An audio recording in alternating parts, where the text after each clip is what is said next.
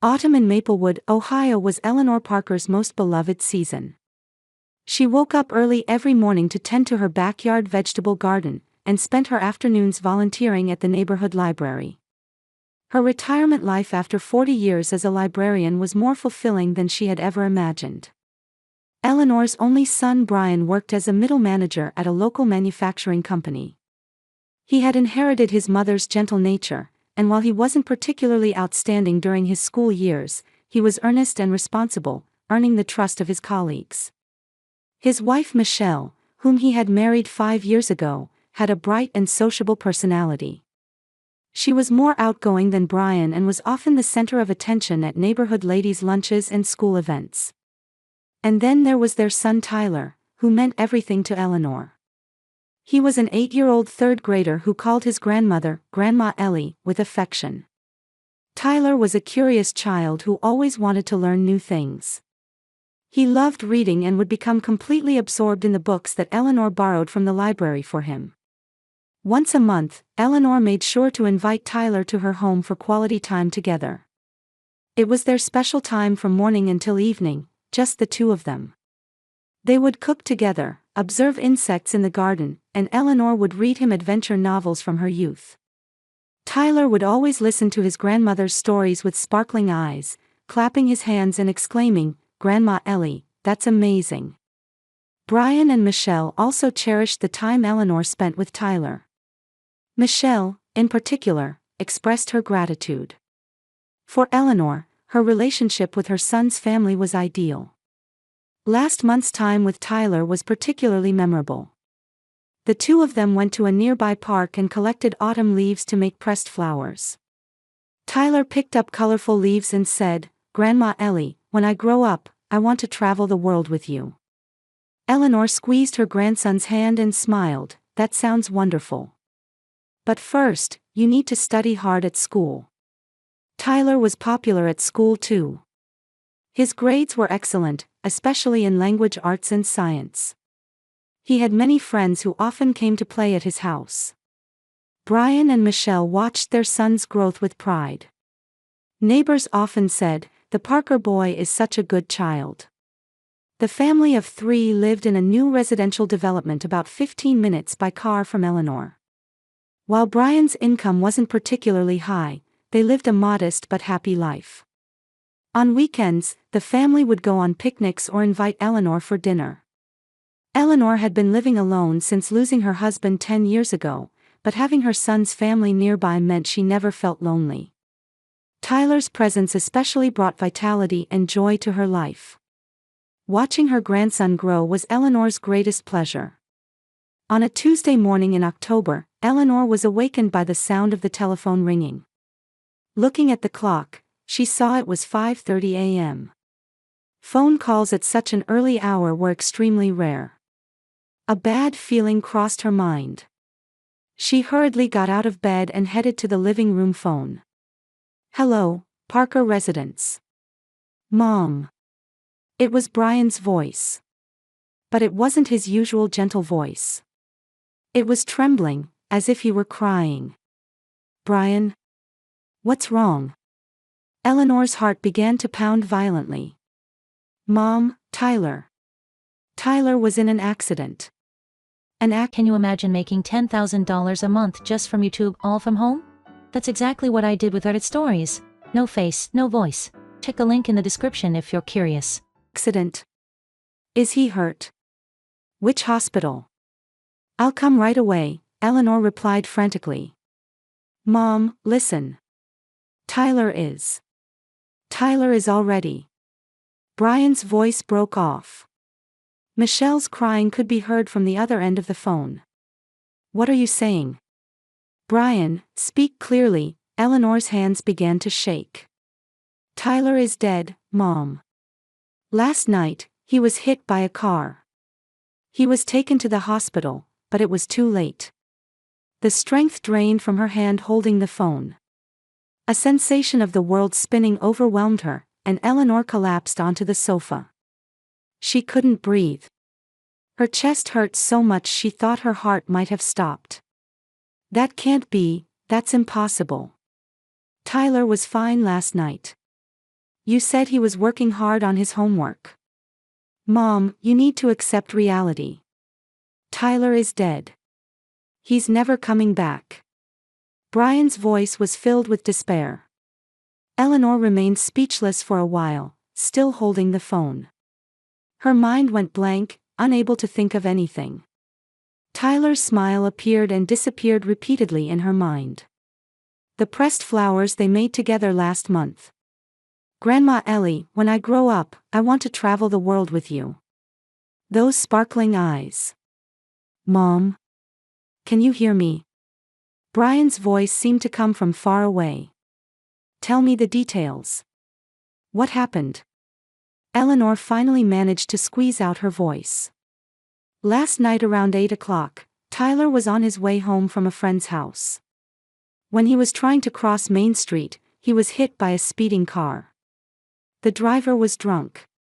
He was immediately taken to the hospital by ambulance, but the head trauma was severe. Brian choked on his words. Tears overflowed from Eleanor's eyes. Imagining her beloved grandson lying alone on the road made her heart feel like it would burst. What about the driver? He was arrested. But that won't bring Tyler back. Are you at the hospital? I'm coming now. Mom, it's too late. Tyler is already. Brian broke down crying. Eleanor hung up the phone with trembling hands. Left alone in the living room, silence enveloped her. But that silence was more painful than any ear-piercing scream. She would never hear Tyler's voice again. Not his innocent laughter, nor his way of calling her Grandma Ellie. The next few days were like a nightmare. Eleanor rushed to her son's family and helped prepare for the funeral. Michelle kept crying, and Brian was completely exhausted. Neither of them was in a state to make proper decisions. Eleanor suppressed her own grief and busied herself for the family's sake. Meetings with the funeral home, processing death certificates, contacting insurance companies. Everything felt like mechanical work. It didn't feel real. It was as if she were watching someone else's life from the sidelines. The funeral home representative was a middle-aged man named Johnson. He wore a sympathetic expression and said, "I'm so sorry." At such a young age of 8. But to Eleanor, his words sounded hollow. Which casket would you prefer? Johnson spread out materials. Brian and Michelle couldn't decide anything. Eleanor chose it for them. A small white casket. It seemed too big for an 8-year-old child. Would you like to view the body? Johnson quietly asked. I want to see him, Eleanor answered. Mom, you shouldn't, Brian stopped her. The accident was terrible, his face. Eleanor followed her son's words. She couldn't see Tyler's face one last time. The funeral was held on Friday. The small church was packed with attendees. Tyler's classmates, school teachers, neighbors. Everyone loved Tyler. The pastor preached, God sometimes has plans that we cannot understand. But those words brought no comfort to Eleanor. A white casket was placed on the altar. She couldn't believe Tyler was sleeping inside it. Eleanor sat in the front row, continuously staring at the casket. She wanted to hear Tyler's voice just one more time. She wanted to see that smile just one more time. At the end of the funeral, attendees took turns placing flowers on the casket. When it was Eleanor's turn, she picked up a white rose. It was Tyler's favorite flower. As she quietly placed it on the casket, she spoke in her heart, Tyler, I will love you forever. Rest in peace. The burial ceremony at the cemetery was held in the rain. Cold rain wet the cheeks of the attendees. Eleanor stood in the rain, watching the small casket being lowered into the ground. This was truly goodbye to Tyler. She would never see him again. After the funeral, Eleanor had a meal with relatives and friends at Brian's house. But the food wouldn't go down her throat. The comforting words of people didn't reach her ears. She just wanted to go home quickly. She wanted to be alone and cry her heart out. When Eleanor returned home from the funeral, she opened the front door and sat down right on the floor. Still in her black dress, without even taking off her shoes. All the strength had drained from her body, making it difficult even to stand. The mask of strength she had worn all day finally fell away. The inside of the house was as quiet as death. Only the sound of the clock's hands marked a monotonous rhythm. Eleanor moved to the sofa and hugged a cushion. It was where Tyler always sat. She felt like his scent still lingered there. After 6 o'clock in the evening, it began to grow dim outside. October sunsets come early. Eleanor didn't have the energy to turn on the lights and sat quietly in the darkness. No more tears came. She had become empty. She thought she should go to the kitchen and eat something, but her feet wouldn't move. She had no appetite at all. She hadn't eaten properly for the past 3 days. But what did it matter? Tyler would never eat again. The clock struck 7. Eleanor finally stood up and took off her black dress, changing into house clothes. Her face in the mirror looked 10 years older than it had 3 days ago. There were dark circles under her eyes, and her cheeks were sunken. But she didn't care. Appearance didn't matter anymore. She headed to the kitchen and opened the refrigerator. It was full of food. She had always kept Tyler's favorite foods ready for when he came to visit. Chocolate pudding, apple juice, small sandwich bread.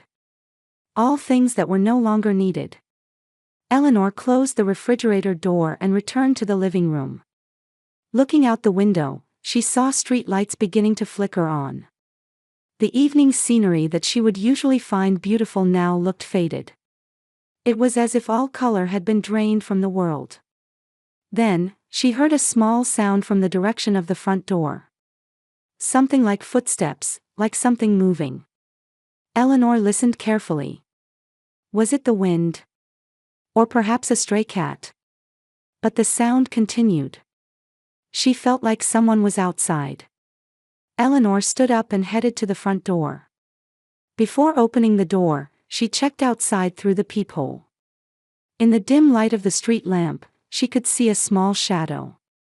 It looked like a child's shadow. Her heart began to pound violently.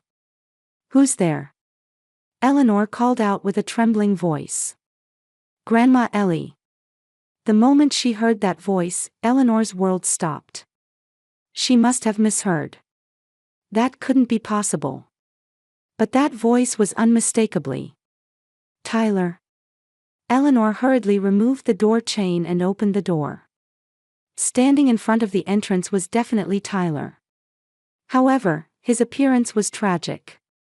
His clothes were torn and muddy, his face and hands were dirty with soil. His hair was disheveled, and he was wearing only one shoe. He looked as if he had crawled out of the ground. "Tyler." Eleanor rubbed her eyes in disbelief. She thought she might be seeing a hallucination. "Grandma Ellie, help me," Tyler said with a trembling voice. His small body was shaking with fear. Eleanor knelt down to Tyler's level. She reached out and touched his cheek. It was cold, but he was definitely alive. She could feel his warm breath too. This wasn't a hallucination. It was real. "What happened?" "Tyler, you were supposed to be dead." Eleanor's voice was trembling. "Actually, Grandma Ellie." Tyler began to speak through tears. "I wasn't really dead. Daddy and Mommy tried to kill me, but they failed." "What are you saying?" Eleanor was confused. "I was put to sleep. They made me drink a strange medicine. But I didn't completely die. I woke up in the dirt." Tyler's voice shook with fear. Eleanor was speechless. If Tyler's words were true, then it meant Daddy and Mommy wanted my insurance money. They could get a lot of money, so they tried to kill me. But they got the amount of medicine wrong, and I didn't die. That can't be. Brian? Michelle? Eleanor couldn't believe it. Her own son trying to kill her grandson. It was very dark and scary in the dirt. But the casket lid was broken, and there was a gap. I desperately dug through the dirt and finally managed to get out, Tyler continued crying. Grandma Ellie, I was so scared. I thought I was going to die. Eleanor hugged Tyler. His small body was dirty with mud and sweat, but it was warm. He was alive. Her beloved grandson was alive. But at the same time, a terrifying truth was also revealed. I'm hungry. I haven't eaten anything for 3 days, Tyler said in a small voice. I'll make something for you right away, Eleanor stood up. But her legs were unsteady. The shock was so great that it didn't feel real. She brought Tyler inside the house and first gave him a warm bath. While washing away the mud, Eleanor checked to see if there were any injuries on his body. There were some scrapes, but no serious wounds. It was a miracle. She dressed the clean Tyler in fresh clothes and warmed soup in the kitchen. Tyler ate desperately. He was truly hungry. Grandma Ellie, what should I do? Tyler asked anxiously. It's okay. You're safe now. But we need to go to the police, Eleanor answered. Will they believe that Daddy and Mommy tried to kill me? I believe you. The fact that you're here is proof, Eleanor held Tyler's hand. But inwardly, she was confused. Did Brian really try to kill his son? That gentle son of hers. But the fact that Tyler was here couldn't be denied. Her grandson, who should have been buried at the funeral, was alive in front of her. Grandma Ellie, I don't want to go back to Daddy and Mommy anymore, Tyler said with a trembling voice. Of course not. I'll protect you. I'll never let you be in danger again, Eleanor promised. Outside, it had become completely dark. The town was quiet. Surely the townspeople thought Tyler Parker had been buried 3 days ago. No one would think he was alive. This was advantageous for them. Eleanor picked up the phone. She needed to contact the police. But would they believe her? Who would believe that a child who was supposed to be dead was alive? I'll call the police station, Eleanor told Tyler. But will they believe us? There was anxiety in Tyler's eyes. We have the truth. That's our strongest weapon. Eleanor went to the Maplewood police station with Tyler. Tyler gripped his grandmother's hand tightly. Under the fluorescent lights of the police station, the officer on duty looked sleepy. Excuse me, this is an emergency, Eleanor called out at the reception. What kind of matter is this? The officer looked up from his paperwork. Seeing Tyler, he frowned slightly. This child is my grandson, Tyler Parker. We held his funeral 3 days ago, but he was actually alive. This is an attempted murder case. The officer's expression changed. Confusion and doubt appeared on his face. I'm sorry, but what are you saying? Chief also attended young Parker's funeral. That's the problem. My son and daughter-in-law tried to kill my grandson for insurance money. But they failed, and Tyler crawled out of the dirt. Please wait, the officer disappeared into the back. After a while, Chief McBride appeared. When he saw Eleanor, he made a bitter face. Mrs. Parker, you seem tired. Having lost your beloved grandson, you're probably mentally disturbed. McBride's voice had a coldness disguised as sympathy. Chief, I'm perfectly sane. Look at this child. It's Tyler, Eleanor desperately pleaded. McBride glanced at Tyler but immediately looked away. This child certainly resembles Tyler, but he's probably a neighborhood child. Taking a child around at this hour of the night might constitute abuse. Abuse? What are you talking about? Eleanor was indignant. Mrs. Parker, your deep grief has made you unable to make normal judgments. Take this child home, and you should rest too. I recommend you receive counseling tomorrow. Tyler began to speak in a small voice. I really am Tyler Parker. Daddy's name is Brian, Mommy is Michelle. My birthday is April 15th, and my favorite food is Grandma Ellie's apple pie. But McBride wouldn't listen. Please leave. If you cause any more disturbance, we might have to arrest you. Eleanor was in despair. If the police wouldn't help, what could she do? She held Tyler's hand and left the police station. Grandma Ellie, the police don't believe us, Tyler said sadly. It's okay. There must be another way, Eleanor answered, but inwardly she was anxious.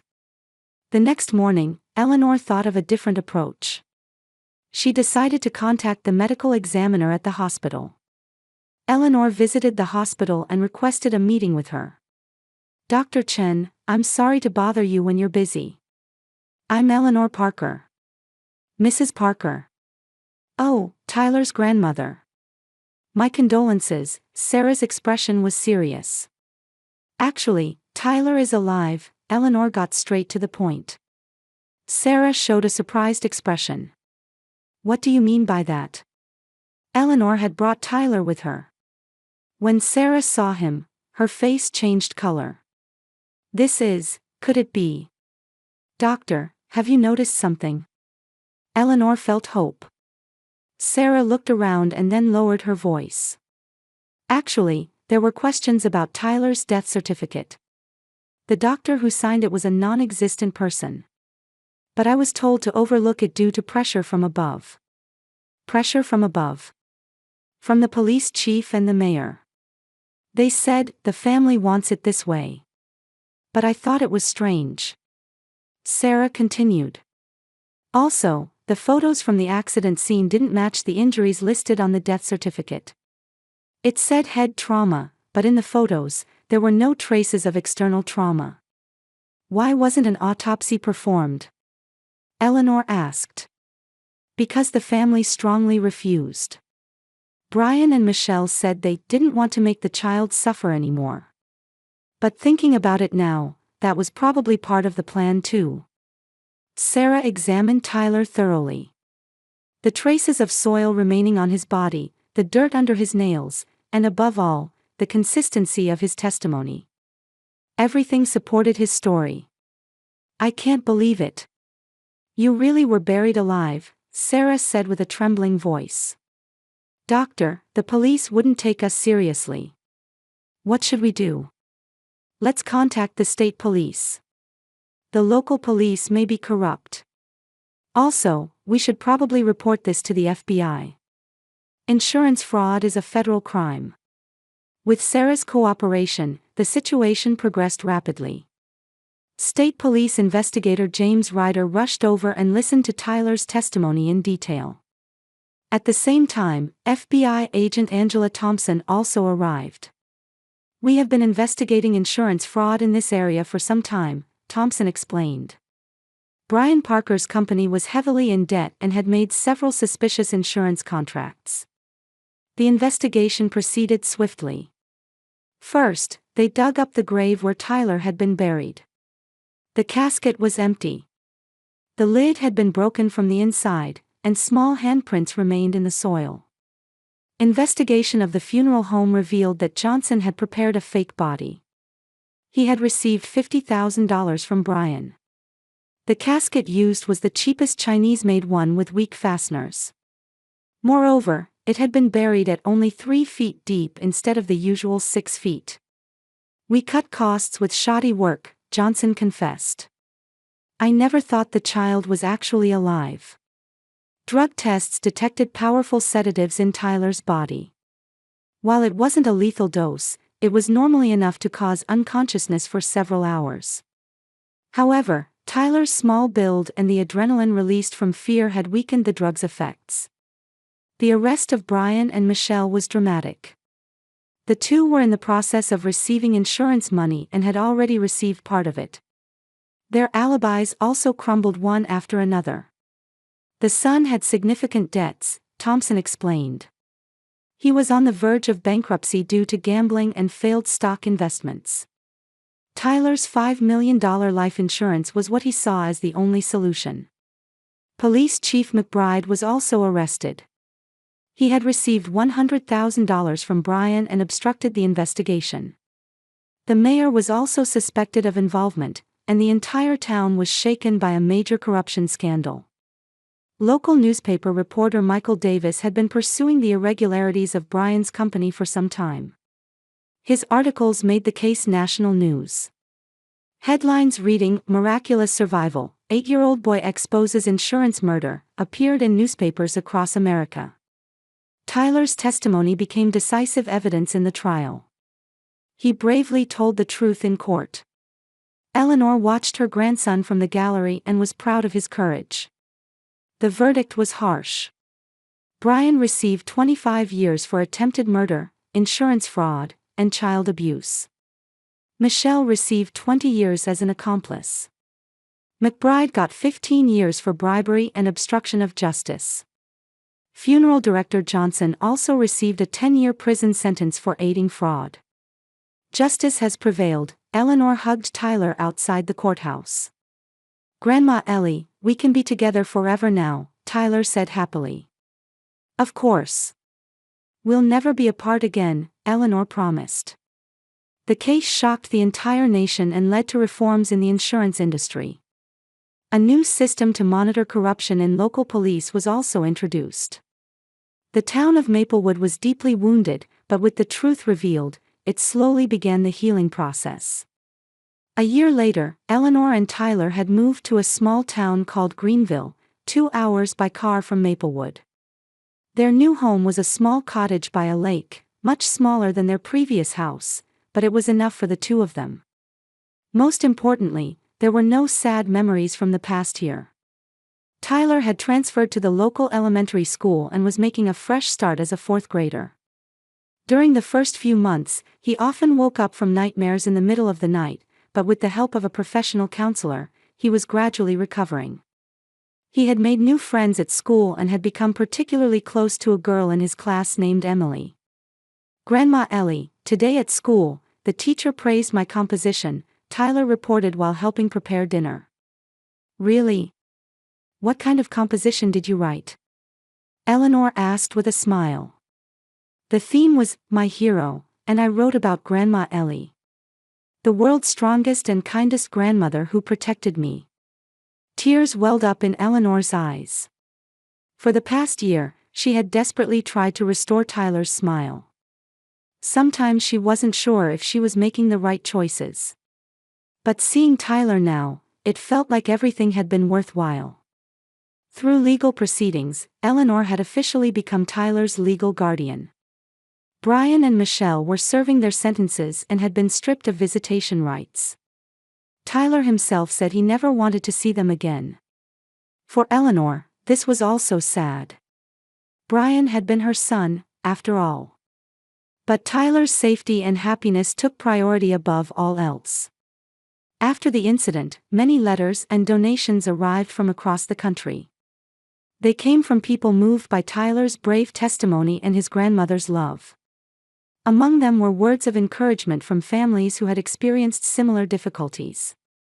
Eleanor was deeply moved to learn that their experience had become a source of hope for others.